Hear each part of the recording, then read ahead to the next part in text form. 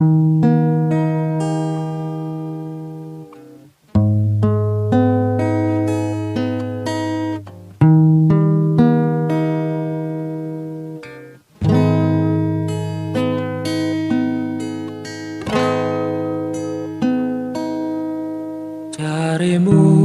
aku siji-sijine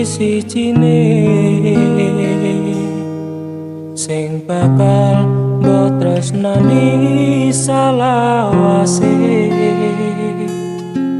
nanging ngopo bukti kabeh mung sewates janji, nyatane ono sing liya ning mburi.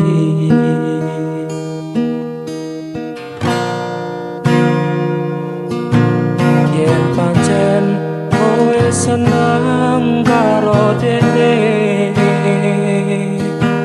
jo kanggo ngopo aku ngepoti kowe.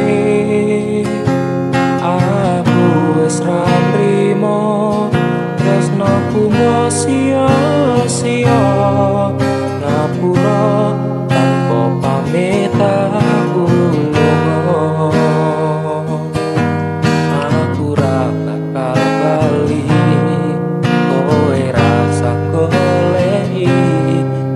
Kadung loro ati mergo kowe sing jalari, senajan abot sanggane kudu pisah karo kowe, nanging yen tak pikir jen aku sing salah,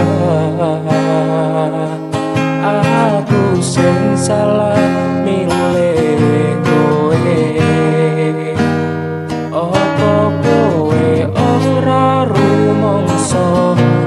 Pancen kowe sing salah, bubaran wae nek koyo ngene carane, wis ora usah dibacotno, timbang kowe ora betah lunga sing adoh ati.